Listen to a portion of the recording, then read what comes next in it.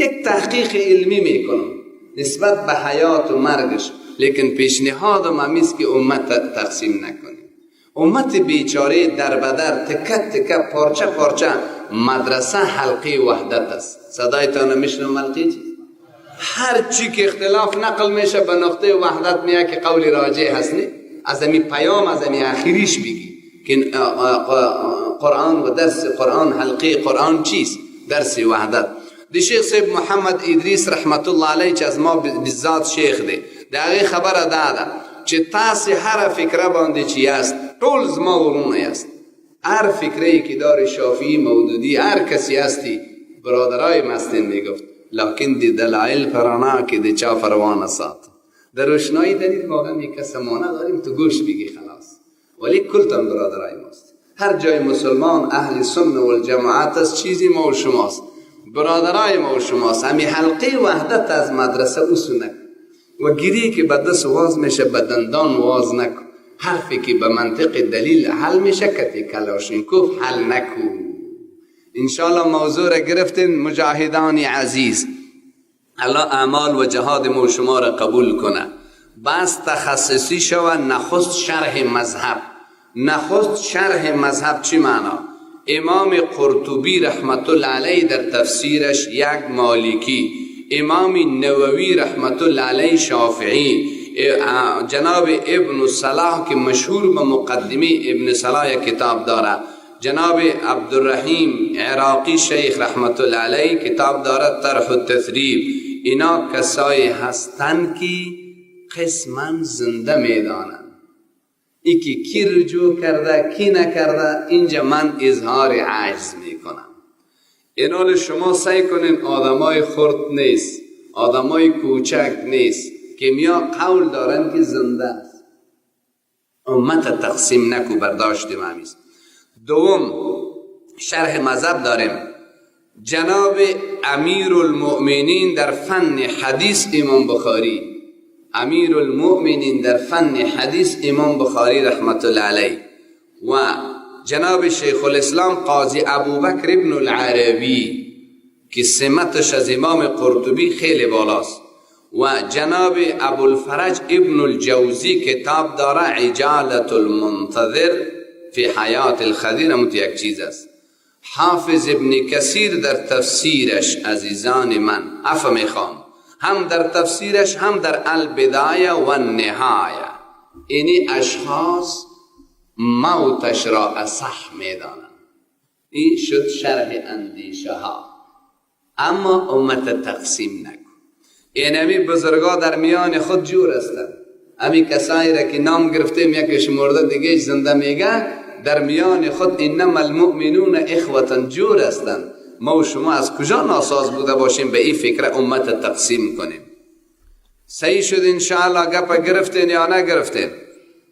میاییم عزیز دلم. جناب ابن کثیر در البدایه و النهایه میگه شیخ ابن الجوزی در عجاله گفته احادیث وارده در باب چی؟ حیات خضر آمده، لیکن بعضش موضوعی است.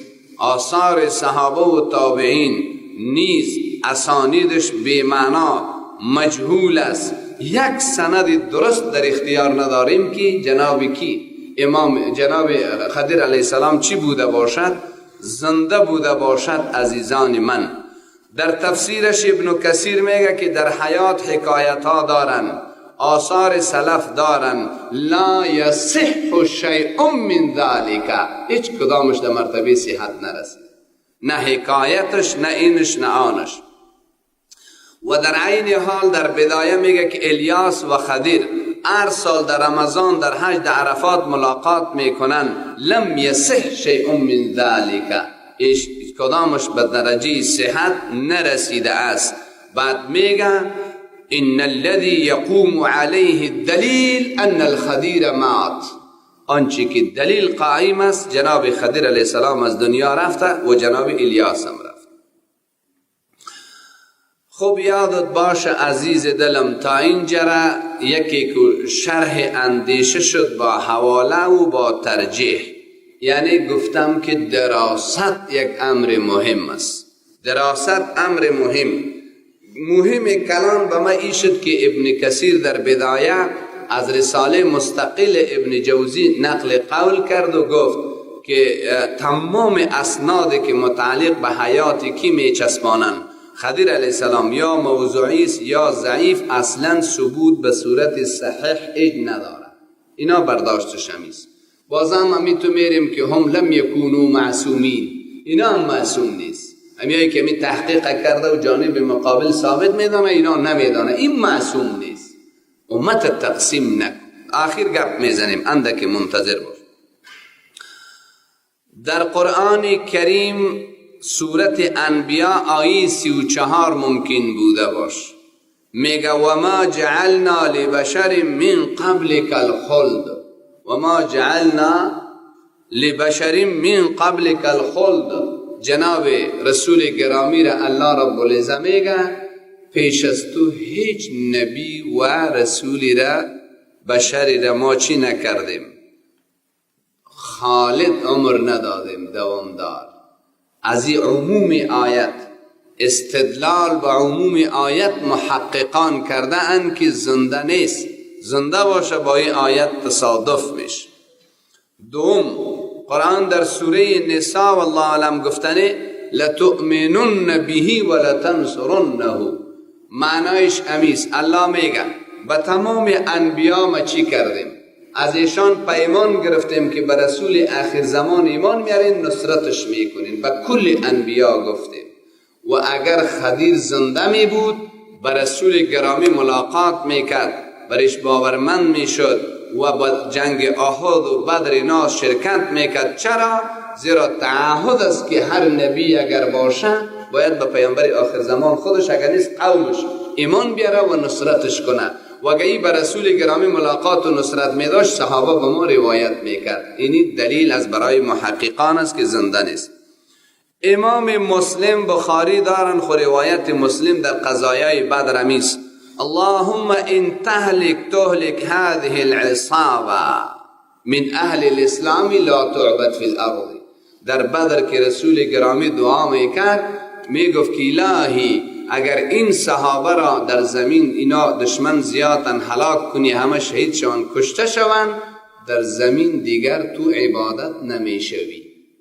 اگر قرار بود که خضر زنده باشد، صحابه که نباشم خضر خو عبادت میکننی، از عموم این حدیث نیز استدلال کرده اند. صحیحین بخاری مسلم از رسول گرامی روایت دارد در یک مورد لا یبقى ممن هو اليوم على ظهر الارض، گفت از امروز تا 100 سال دیگه می روی زمین کسی زنده نمیمان. یعنی حاصل چیست؟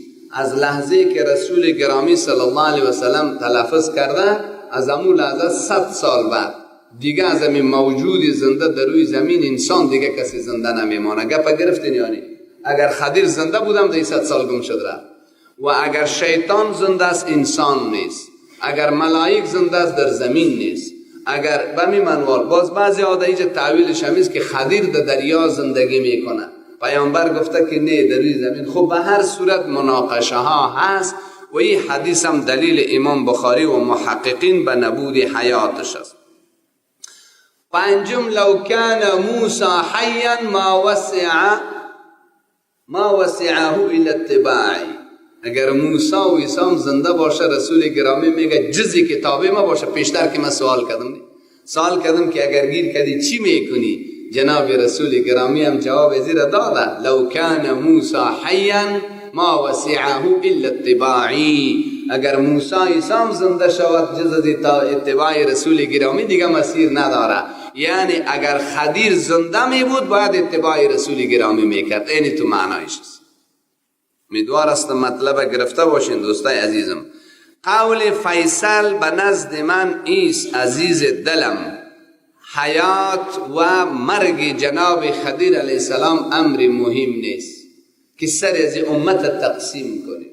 و دو طرفی که تقسیم شدن آدمای خرد و کوچک نیست، صرف یک موازنه داریم. یک طرف امام بخاری، یک طرفی بزرگایی که نام گرفتیم، امام قرطبی رحمت الله علیهم، اینا در نظر شخصی ما انصاف نخواد بود که دیگران را سر ترجیح داد.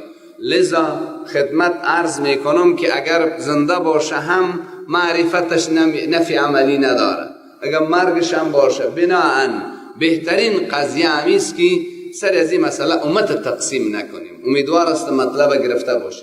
میل بنده را نیز دانسته باشید که طرف مرگش هستم نه طرف حیاتش. اما من هیچ چیزی نیستم به تأسی از محققان، ولی جناب شیخ آلوسی رحمت الله علیه دور مدراز کرده حکایات داره. باقی میمانه مسئله کشف و الهام. قانون در کشف امیس یادتان باش، کشف از ادله جهان نیست، کشف به خود شخص برمیگرده. یک نفر بگم من دیدم، میگم مبارکت باشه، خلاص مبارکت باشه. کشف از دلایل نیست. دلایل در اصول فقه چند تاست؟ صدایتان نمیشنم. 4 قرآن، سنت، اجماع، قیاس، مجتهد. کشف مخصوصی کسی میشه که الله برش داده، خلاص دیگه سر از ما حرف نداریم. امیدوار است مطلب گرفته باشین با امیدی که امت تقسیم نکنین. اما از شما یک اعتراف میگیرم، دمی بحث ما و شما یک سر سوزن توهین وجود داشت؟ بلند بگو. دشنام بود؟ تقسیم امت تشویق کردم؟ شما حلقه وحدت هستین یا تقسیم؟ حلقه وحدت امت باشین. یک محله میری که طرفدار چیزش است، زنده بودنش، هیچ کاری نداریمش، دیگه پم نمیرسی. شما خود کل افغانستان میرید، اونجا یک کل دنیا خود یک فکره نیست و خیر مشکل نداره. از شما کسی پرسند میکنه، یک تحقیق علمی بزرگا سرش اختلاف داره، ما و شما خورترک هستیم، سری گپا ضرور نیست که امت تقسیم شود، خلاص. امیدوار است مطلب گرفته باش. اما چیزای غلط دیگری از این ساختن و صحیح نیست.